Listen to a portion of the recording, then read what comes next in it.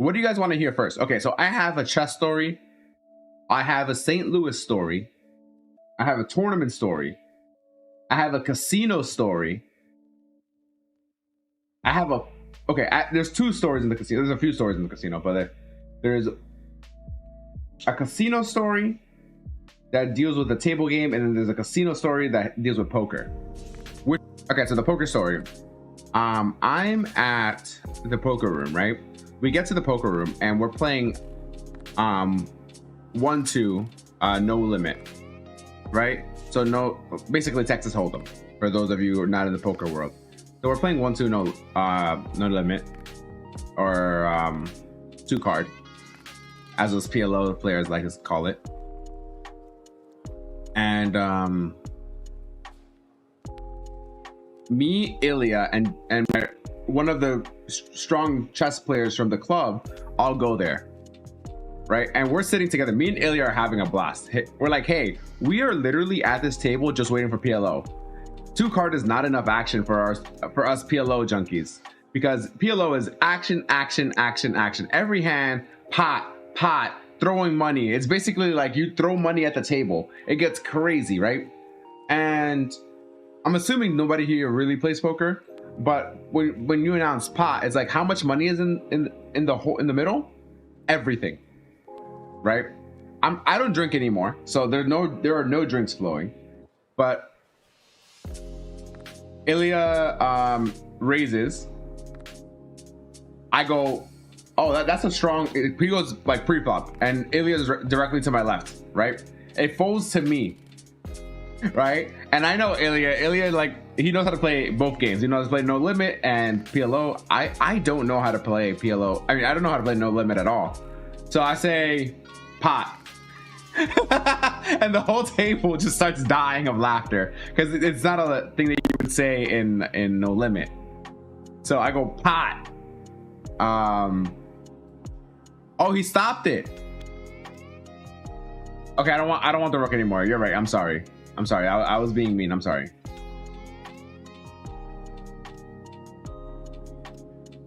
I don't want the rook anymore. I don't want the exchange. Like, I'm that nice. I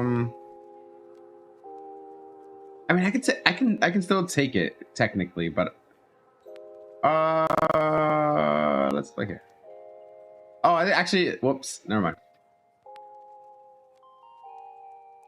I mean, that's not the worst move, but it's okay. It's an okay move.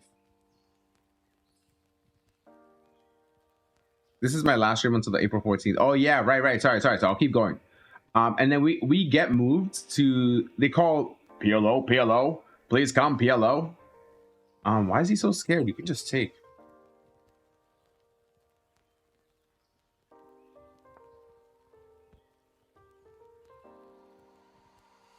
Wasn't Queen D1 better instead of pushing the pawn? Queen D1, no, because I was threatening mate. That was the whole point of that move, because I was threatening mate. Right? Okay, like, they're getting kind of spicy, and I don't like that. It's my stream, and you can't look good on my stream. Right? So, hey Jenny, how you doing? So basically, they call us over, but they're just like, they basically were just confirming that we were still in the building. And I'm like, bro, what are you doing? So we have to sit back down at the no limit table, and then they make us pay for our missed blinds. And I'm like, great. So we have to pay extra money for no reason. The guy the dealer switches. Hey, and the dealer switches, right? And this guy plays chess. He's like, oh yeah, I was like, oh yeah, we're talking about my day. The guy to my right is asking about my day, because I tell him I'm from New York. He's like, how's your day? And I was like, oh, my day is good. You know, I came from New York. St. Louis has been amazing to me. You know, so far so good. Everything's, you know, cheeky breeky, as we like to say. I'm just gonna play here, because this covers that, right? And yeah, so everything is great, you know, in St. Louis. This is a very interesting move. I like this one.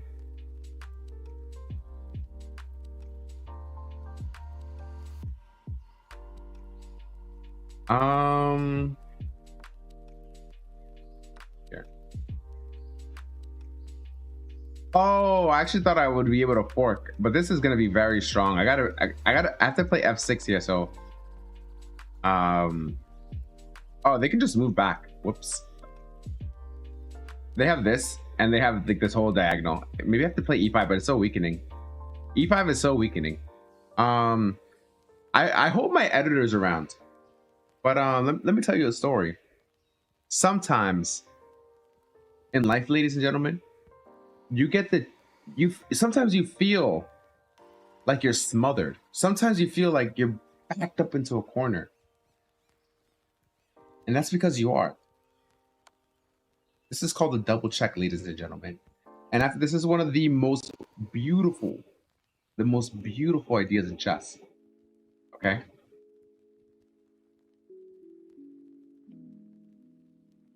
I'm almost at the end of Shibuya. I am not okay. What do you mean? It's like 12. It's like 12 p.m. there. No! Show it for the clip. For the clip. You ruined prime content.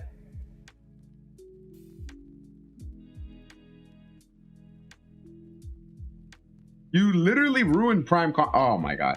Okay, sorry. Rook handler. Like, if you're really not okay, DM me on Discord. Okay, basically, guys, what you didn't see is that he has to play king here. And then rook here, here, and here. And this is the smothered mate. What are you doing? Especially when I'm in the speech? Sorry. I was in the middle of the story. So, so the dealer is like, oh yeah, I play chess. I'm a great chess player. I used to teach chess. Me, the guy who works at the chess club, and Ilya kind of all look at each other. Are like, oh, cool. So, and then I ask him, oh, you know how those knights work, bro? Like, I don't even know. Like, those are tricky. He's like, yeah, they move in the L shape. The dealer was dealing his cards, bro. Mad confident, all smiles and everything, right? And little does he know that he has probably the strongest chess players in like a 3-mile radius, right? And it's hilarious, right? So after that, he's like, oh yeah. Like I used to gamble with chess for money, and we asked him his rating. Oh, he's like, yeah, nah, I'm pretty strong. I'm 1300. And I was like, oh man, I don't even know what that means, but yeah, that's pretty cool, man. And then the guy from the chess club, he goes, yo, that's that FIDE thing, bro, that they say. FIDE. I think I watched some YouTube videos. FIDE. He's mispronouncing FIDE, and he corrects him. He's like, oh, FIDE. Talking about FIDE. No, I don't have a FIDE rating. I just have a USCF. Right? Oh, and I'm like, oh, don't you play chess? And I point to Ilya. Don't you play chess? What's your USCF rating?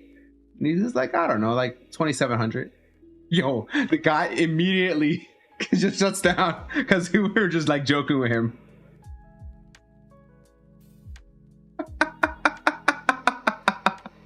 Bro, the table starts dying. Yo, his face got all red because he was acting like, yeah, I'm the best player right here. And then we're like, no, brag, actually. So they call us over to the PLO table. Again, this time for real. And we all start playing PLO. Ilya sits to my left. Again. And then there's this guy. His name is Pat. I don't know his full name. But this guy, he's a PLO wizard. Okay? This guy literally won a tournament where his take home was $1.5 million. And I think he did that like 2 years ago. So we're playing with a monster at the table, and he's just like amazing at this game. He's a wizard. He already got backed off from blackjack. So this guy, whatever he does, he's put his heart into it and really studies the game, right? So we have Pat there chilling, very, very, very strong player, and we have a lot of regular players. Basically, what I'm talking about when I say regular players or regs is that people that play often, and they're good regs. They're profitable regs. We have a lot of tight regs that don't really play. They play often, they don't play around. And the guy goes like, oh, you know, he was asking me, Pat was asking me like, oh, you know, why don't you like ever like play a hand? Because I was playing kind of like a tight, very tight range. And I'm like, yo, I ain't gonna tell you because you got a very nice hat on. Basically, I told them like, you got a new hat on, and that means that you have new hats going around. That means you wear a new hat for a different occasion. That means you got the money to spend on new hats, a luxury here in St. Louis. Okay, so stick to your poker. No, and everybody starts dying of laughter. Like, I couldn't miss. I could not miss, bro. There were no drinks being drank at all. Everybody was playing super serious, and I went to so that's the end of the poker story.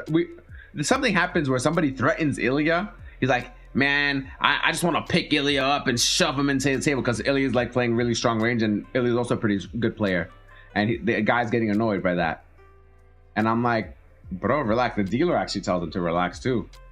Like, bro, threatening violence. And I told him, yo, you gotta relax with your big ass. Like, he's massive. He's like mad. He's like so much muscle. So the guy from the chess club, Ilya, and I all go. Oh yeah, it's an incredibly long song. So we all go to the casino. Before we go to the casino, we have to wait to play poker, right? So we said, hey, it might be another hour for us to play poker. You know, why don't we just all go do something? What is this? Why would you do this? Honey? Okay, I'm gonna play here. Maybe I should play check first and then here, but it is what it is. Like, I see what you're trying to do. That's cute. That's cute. That's cute.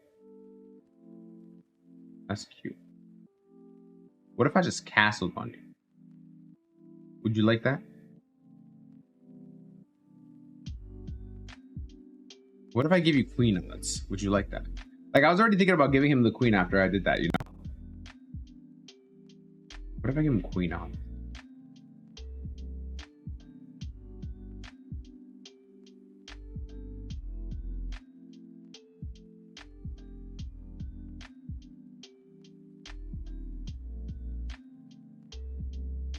Okay, you want the queen? Here, you can have the queen for you.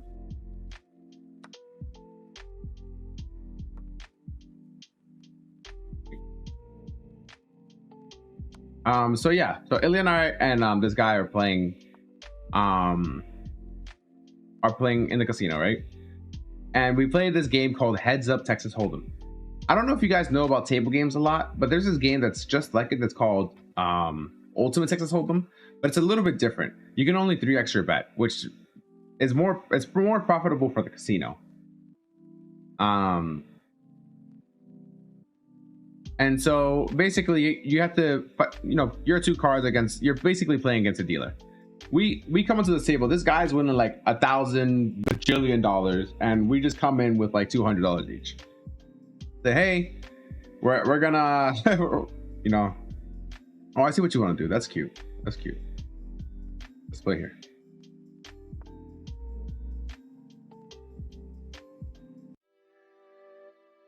So, and we're just playing with $200. We win, we lose, we start losing, we make it all back, we're losing. And then all the meanwhile, we're having a lot of fun. We're exchanging jokes. We're doing this, we're doing that.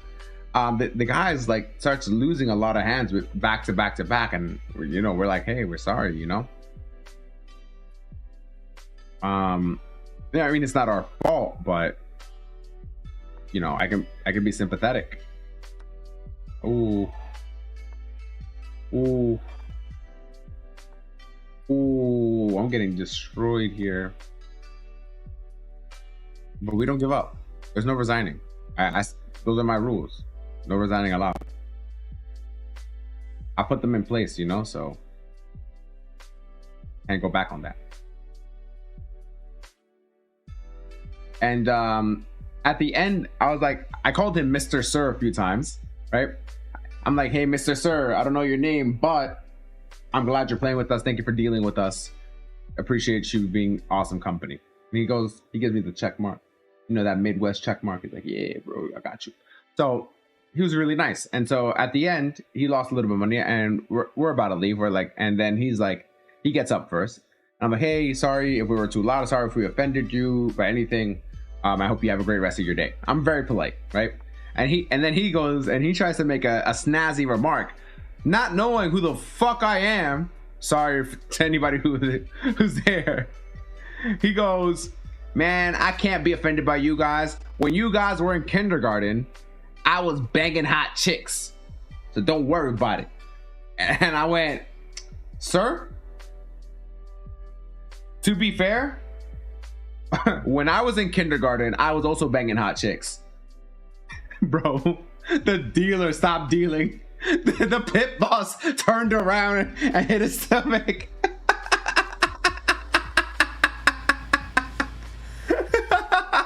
Everybody around us was dying. The waitress dropped her drink near us, bro. Everybody was dying. Oh man, it was quite a sight to be seen. I was at the Marshall Chess Club. Oh, I should just show you the position, honestly. Wait, 1 second. I'm gonna show you the position. I play B3, E5. Hello? Device is so slow. Here, knight C6, knight F3, D6, E3, knight F6. And then I play C4. Bishop E7, knight C3, castles. Here, bishop F5, A3, rook F8, H3 here. Oh no, sorry. Bishop F8. Here. And then they play D5. Okay. So in this position, it is totally equal, right? And then I play knight here, and then they play bishop here, which I don't like because this pawn is now loose. This pawn is very loose, and also this pawn becomes loose, right? So I take here. I don't want the engine on for this. It takes knight to E7. He thought a long time for this one. Knight E7 takes, queen takes, and then play here. I play queen D3. He plays knight takes here, right? I take, and then he plays queen H5. And I think for a little bit, you know, should I play king here? Should I play king here? And honestly, I think if I play king here, I might be slightly worse off. No, it doesn't matter, or no matter where I play. I played here, but okay, slightly worse, right? Okay, but I calculated that both of these moves are pretty good. I was like, should I just play G3, right? And even if they take, I'm still better. Okay, so, but I play king D2, right? And then they play this move. And in this tournament, we had, this is, by the way, this is the tournament Bind was in, and also another one of my students came through, and saw me play at this tournament. My opponent plays here, and I think here, I have 24 minutes on my clock, right? Move 10. No, sorry, move 20. I have like 23 minutes because I'm playing fast. I'm calculating on his time. He has like 20 minutes. Bro, I go down to 19 minutes and I'm still thinking. 18 minutes, still thinking. I'm at 17 minutes. And when I tell you, my brothers and sisters, I turned over my notation sheet. I took off the pen cap from the back of the pen, put it on, put it to the side, put all my pieces inside the little drawer in the chess table, pushed it back in, and thought. I thought till I had 4 minutes and 30 seconds left, calculating every single line, because from here, this is going to be traded down into an end game, and in that end game, I want to make sure that I'm winning. Hey, Magnus. Hey, Mangoes. Mangoes Carlson. That's your new name, Mangoes. Mangoes Carlson. Right? And so here I traded down. So here I thought for so much time. In chess, there's probably only 2 moments where you genuinely have to think, right? Most games that you guys are going to play, you really only have to think 1 time. Normally, you should be thinking 2 moves ahead. There comes a time in every chess game where you have to convert from one advantage to another advantage, and that is a pivotal time you need to think about things. And this was one of those moments. Do I take with the queen? Do I take with the king? Do I not take at all? Do I play rook d1? Do I play rook e1? Right? Do I play bishop e2? Do I play bishop c1? Do I play bishop c3? What do? So, what do you guys think about this move? How do we take?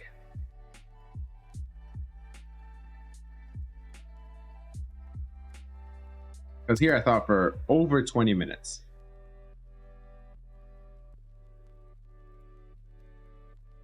You take with the queen, take with the king, take with the king. And it looks really scary, but I was there calculating what is going to happen on every single possibility after. What happens queen here? What happens queen here? What happens queen here? What happens on queen here? You know, what happens queen here? What happens on queen here? What happens, you know, what happens on rook here? What happens on queen here and then rook here? What happens on everything? Right? I was calculating everything, ladies and gentlemen. And the best move I found was king takes in the center. Everybody behind me, I saw their face and they looked at me. They looked at my rating. They looked back at me. They're like, how are you 2000? It looks like you're getting mated here. Well, my brothers and sisters is actually completely winning. I took with the king. I took with the king. Queen is just a draw, or it's like it's slightly better for me, but it's like plus 1 point something, right? I took with the king because I calculated everything. There's no need to fear when you calculate everything.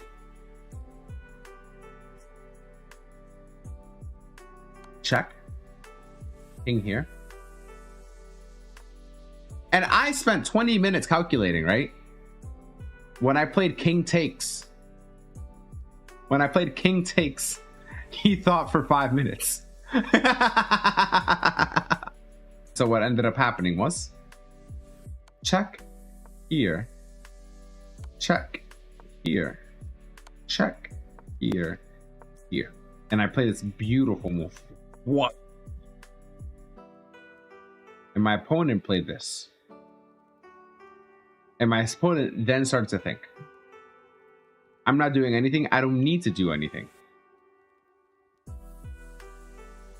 But I play this move. Here, here, because I want to activate all of my pieces. He played c5, hoping that I would take. But I did the old en croissant, took his pawn for free. He played here, and then I played fantastic chess. He played something like this, and then I played here. And from here, I was able to win very easily. I was able to convert 2 passed pawns, plus 2 rooks, plus 2 bishops. First of all, 2 bishops alone are worth a queen. 2 rooks are worth a queen. And I have extra pawns. Yeah. GG. This is the game.